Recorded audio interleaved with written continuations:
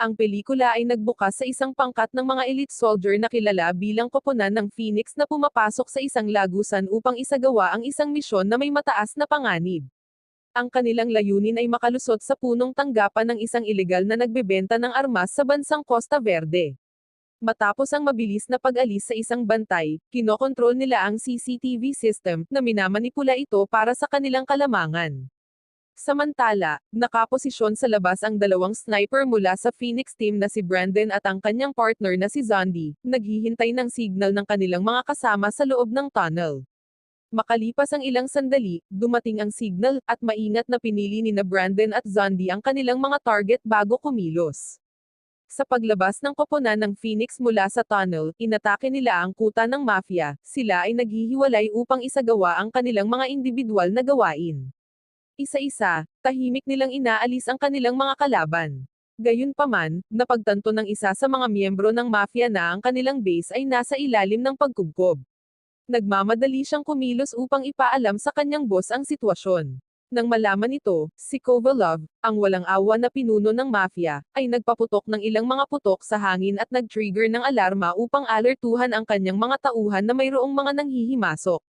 Ang kaguluhan ay sumabog habang ang mga tauhan ni Kovalov ay kumikilos, at isang matinding putukan ang sumiklab. Sa kabilang panig ng larangan ng digmaan, sinubukan ng dalawa sa mga sniper ni Kovalov na alisin sina Brandon at Zondi, ngunit nakita ni Zondi ang kanilang posisyon sa tamang oras.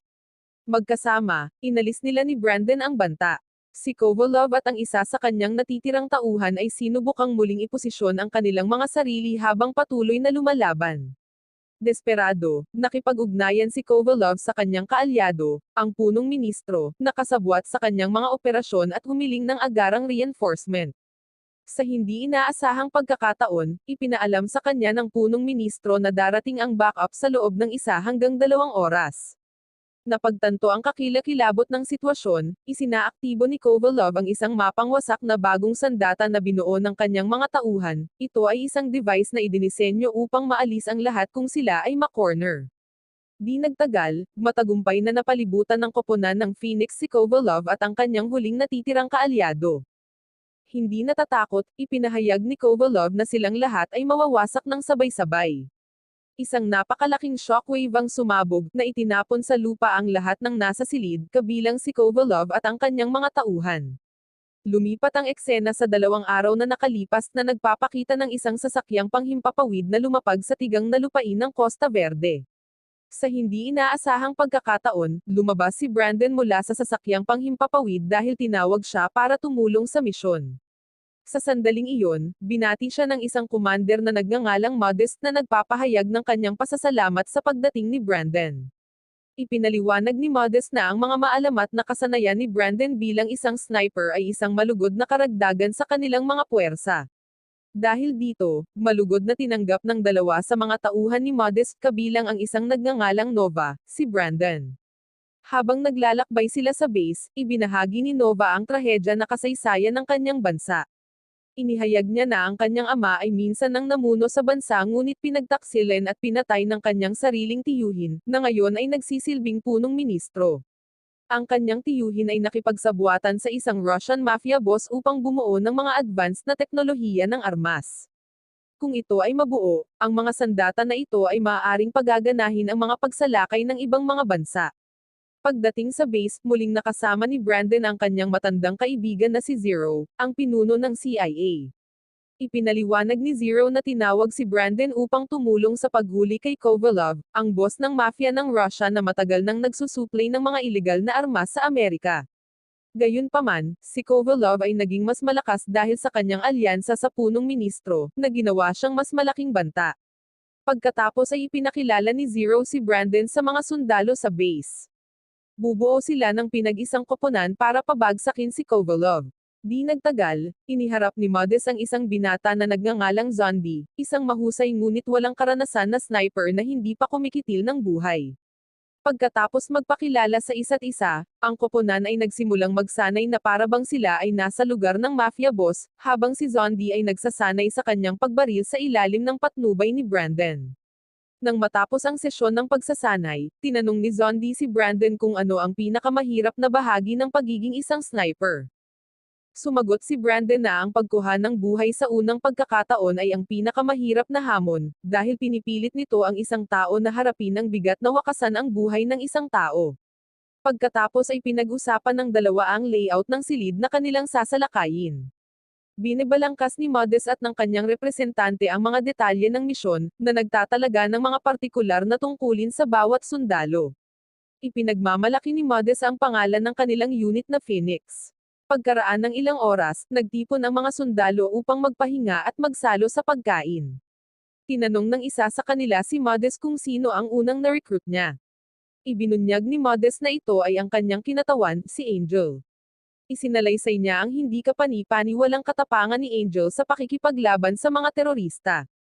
Sa kabila ng pagiging outnumbered at sinaksak ng 12 beses, lumaban pa rin si Angel gamit ang kanyang mga kamay, sa huli ay natalo ang kanyang mga umaatake. Nang marinig ito, masigasig na hiniling ng mga sundalo kay Angel na ipakita sa kanila ang mga peklat mula sa labanang iyon, at nahihiya siyang sumunod. Pagkatapos kumain, nilapitan ni Brandon ang dalawang sundalo na laging nakikitang magkasama at tinanong kung mag-asawa ba sila. Ipinaliwanag nila na hindi sila mag-asawa kundi magkapatid. Nang magtanong si Brandon kung gumagamit sila ng mga access sa labanan, kinumpirma nila ito. Kilala pala sila bilang twin access dahil palagi silang umaasa sa kanilang mga mapagkakatiwalaang access bilang isang huling sandata. Kinabukasan, tinanong ni Zero si Angel kung ano ang ginagawa niya. Pagkatapos ay ibinunyag ni Angel na ginuhit niya ang mukha ng militanteng pumatay sa kanyang anak, umaasa na balang araw ay makaganti siya. Napag-alaman na ang salarin ay isa sa mga tauhan ng punong ministro, kaya sumali si Angel sa grupong ito. Nang maglaon, tinipon ni Modest ang lahat ng tropa upang maghatid ng isang motivational speech. Binigyang diin niya na ang kanilang pangunahing misyon ay hulihin si Kovalov ng buhay, upang siya ay makaharap sa paglilitis sa isang internasyonal na hukuman at ilantad ang mga krimen ng punong ministro. Gayunpaman, kung lumaban si Kovalov, pwede nilang alisin siya. Isang gabi, nagtanong si Modest kay Brandon tungkol sa pag-unlad ni Zondi. Sa sandaling iyon, tinanong niya kung handa na ba si Zondi na ituring na kapantay ni Brandon bilang isang sniper, kahit wala pa siyang karanasan sa digmaan. Sumagot si Brandon na susubukan niya si Zondi ng gabing iyon.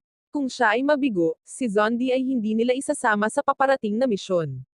Kinagabihan, dinala ni Brandon si Zondi sa isang liblib na lugar at inutusan siyang barilin ng isang lalaking naninigarilyo sa labas ng kalapit na bahay. Nag-alinlangan si Zondi, nakipagbuno sa hindi pamilyar na sitwasyon at nagtatanong kung bakit kailangan niyang pumatay ng isang tao nang walang malinaw na dahilan.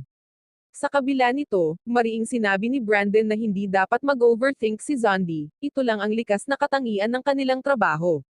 Habang nagdududa, hinihila ni Zondi ang gatilyo, sinunod ang utos ni Brandon. Gayunpaman, ang baril ay pumutok ng blanko. Natarante si Zondi, hindi sigurado sa tunay na intensyon ni Brandon.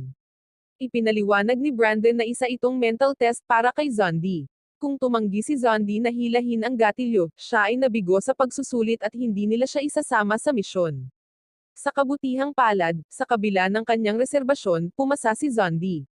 Sa sandaling iyon, ikinuwento ni Brandon kung paano siya mismo ay nabigo sa isang katulad na pagsubok sa nakaraan, na nagresulta sa karagdagang 2 taon ng pagsasanay sa militar. Kinabukasan, naghanda ang buong Phoenix Squad para sa kanilang misyon. Di nagtagal, sumakay sila sa kanilang mga sasakyan at nakipagbakbakan, gaya ng inilalarawan sa mga pambungad na eksena ng pelikula.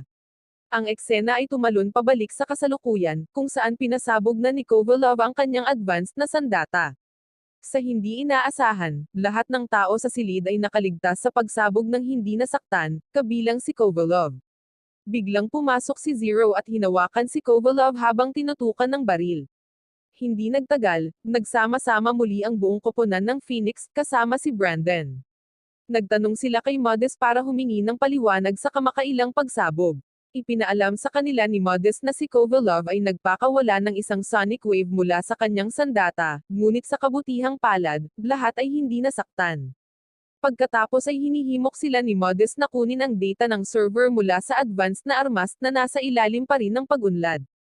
Gayunpaman, nagbabala si Kovalov na lahat sila ay nasa matinding panganib dahil ang mga militanteng puwersa ng punong ministro ay malapit nang dumating at ang sonic wave ay malapit nang mag-trigger ng isang sakuna na reaksyon.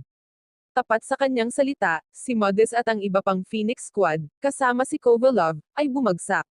Ang taga-disenyo ng armas ni Kovalov ay agad na tinanong kung paano mapipigilan ang paparating na sakuna, ngunit ipinagtapat niya na wala silang magagawa.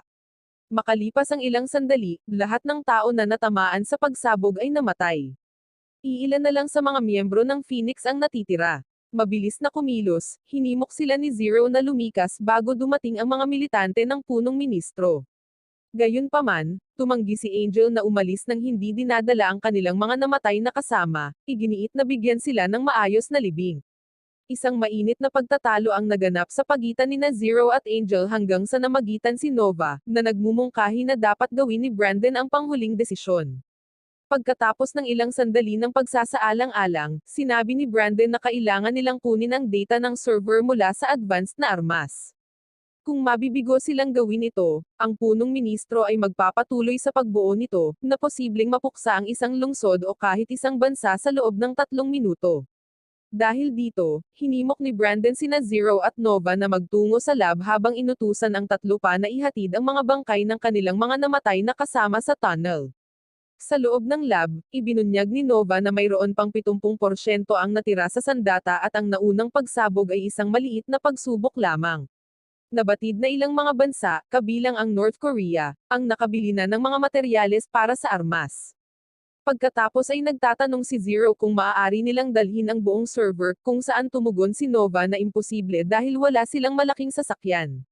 Sa huli, nagpasya si Brandon na ilipat ang lahat ng data ng server sa isang satellite na magbibigay daan para ma-access ito ng United Nations. Hindi nila maaaring ipagsapalaran na sirain ang lab sa sandaling iyon, dahil ito ay makahadlang sa kanilang kakayahang malaman kung mayroon pang isang grupo na nakabuo ng ganitong sandata. Hindi nagtagal, nagtipon ang buong koponan, at binalangkas ni Brandon ang kanyang plano na ilipat ang data ng server sa isang satellite. Nagpahayag ng pangamba si Angel na binanggit ang proseso ng pag-ubos ng oras at ang napipintong pagdating ng militanteng grupo ng punong ministro.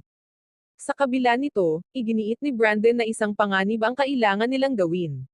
Kasunod ng kanilang kasunduan, nagtalaga si Brandon ng mga gawain, si Nova ang hahawak sa paglipat ng data ng server habang ang iba ay maghahanda ng mga bala, mga bitag, at mga madiskarteng posisyon. Sa kalaunan, sinubukan ni Nova na makipag-ugnayan sa mga kasamahan ni Modest sa pamamagitan ng satellite, umaasang makapagbibigay sila ng tulong kahit na si Nova ay nanatiling medyo nag-alala. Makalipas ang 30 minuto, ang paglipat ng data ng server ay umabot lamang sa 50%. Pagkatapos ay iniabot ni Brandon kay Nova ang isang cellphone, ipinaliwanag na ang unang tawag ay konektado sa bomba sa pasilyo, habang ang pangalawang tawag ay nakalink sa bomba sa silid ng lab. Di nagtagal, ang bawat miyembro ng koponan ay kinuha ang kani-kanilang posisyon. Isang miyembro na nagngangalang Hera, na naluluha pa rin sa pagkamatay ng kanyang kapatid, nanumpa na lalaban ng buong lakas na naghahanap ng paghihiganti. Ilang sandali pa, dumating ang mga militanteng puwersa ng punong ministro. Habang pumapasok ang dalawang sasakyan sa perimeter, nagpaputok ang mga puwersa ni Brandon, matagumpay na na-neutralize ang 12-dosenang mga sundalo ng kaaway. Sa isang punto, naubusan ng bala si Hera at inutusang umatras sa loob ng base. Nakita ni Hera ang sarili na na-corner ng isang sundalo at nahulog siya sa tubig. Pinalibutan ng ibang mga sundalo si Hera, ngunit matapang niyang sinabi na maling babae ang kanilang hinarap. Sa isang desperado na hakbang, itinaas ni Hera ang kanyang mapagkakatiwalaang sandata at nagawang talunin ang mga tropa ng kaaway. Samantala, natagpuan nina Zombie, Angel, at Zero ang kanilang mga sarili na na-corner at nauubusan na sila ng bala. Sa tamang oras, pinabagsak ni Brandon ang kalaban, at inutusan silang umatras sa base habang pinipigilan niya ang kalaban. Sa isang hiwalay na paghaharap, sa wakas ay nakaharap ni Angel ang babaeng pumatay sa kanyang anak, at sila ay nagkaroon ng isang mabangis na tunggalian na nagtapos sa pagkamatay ng babae. Ilang sandali pa, nag-cruise ang landas nina Brandon at Zero. Sa sandaling iyon, pinapapunta ni Zero si Brandon sa kusina habang siya mismo ay pumasok sa opisina, na humarap sa isang grupo ng mga kalaban na sundalo. Sa kabila nito, hinarap din ni Brandon ang ilan sa mga kalaban na sundalo. Sa kabilang banda, 7 kalaban na sundalo ang umatake kay Nova. Dahil sa labis na pagkabalisa, si Nova ay gumawa ng isang desperado na tawag na nakakonekta sa bomba na inilagay sa pasilyo. Di nagtagal, ipinaalam niya sa team na kumpleto na ang paglipat na hinihimok silang lumikas kaagad at muling magsama-sama sa itinalagang tagpuan. Lumipat ang eksena kay Hera, pinalibutan siya ng mga kalaban ngunit biglang namatay ang mga ilaw. Nang buksan ni Hera ang kanyang flashlight, nakita niya ang kanyang sarili na nakaharap sa ilang mga sundalo na agad na nagpaputok sa kanya. Nakalulungkot, namatay si Hera. Sa ibang lugar, nakikita si Brandon na hinihimok ang kanyang mga tropa na magpatuloy patungo sa tagpuan. Habang tumatakas si Brandon, siya ay binaril at bumagsak. Nang makita ito, sumugod si Zero sa kanyang tabi, tiniyak sa kanya na magiging maayos ang lahat. Sa ibang lokasyon, maraming beses ding binaril si Nova, ngunit mabilis na naalis nina Zombie at Angel ang mga sundalong sumalakay sa kanya. Maya-maya pa ay nagtipon na ang lahat ng tropa ni Brandon sa tagpuan. Pagkatapos ay ibinigay ni Nova ang kanyang telepono kay Brandon, inutusan siyang gawin ang pangalawang tawag na magpapasabog ng mga bomba sa lab. Nakalulungkot, sumuko si Nova sa kanyang mga pinsala bago pa man makatawag si Brandon. Sa huli, inutusan ni Brandon ang kanyang mga tropa na maghanda para sa pagsabog. Di nagtagal, 12-dosenang mga sundalo ng kaaway ang nagsimulang umatake sa kanila. Pagkatapos ay inutusan ni Brandon ang natitirang mga tropa na umatras sa lagusan, determinadong pigilan ang mga sundalo ng kaaway. Gayunpaman, tumanggi si Zero na umalis sa kanyang tabi, ipinaalala sa kanya na siya ang nagudyok kay Brandon na sumali sa misyon na ito, at nagpa siya si Zero na manatili sa kanya. Sa wakas, inutusan ni Brandon sina Angel at Zombie na umalis na nagbibigay diin sa kahalagahan ng paghahatid ng data ng server sa United Nations. Mabilis na kumilos, sina Brandon at Zero ay sumugod sa open field, isa-isang pinabagsak ang mga kalaban hanggang sa naubusan sila ng bala at na-corner. Sa hindi inaasahang pagkakataon, bumagsak ang mga kalaban na sundalo dahil sa pagdating ng isang grupo ng mga reinforcement. Ito pala ay mga kasamahan ni Modest na kinontak ni Nova kanina. Mabilis nilang isinugod si Nova sa ospital, nang matuklasan nilang buhay pa ito. Kasunod nito, bumalik sina Brandon at Zero sa Amerika. Sa sandaling iyon, nagpahayag ng pasasalamat sina Zombie at Angel sa kanilang tulong. Hindi lang iyon, ibinunyag din ni Angel na hinatulan na ang punong ministro, at ang pumalit sa ministro ay si Nova, na nagpapagaling pa sa ospital. Sa huli, umalis sina Brandon at Zero. Wow naman! Doon nagtatapos ang pelikula mga idolo, salamat sa inyong panonood.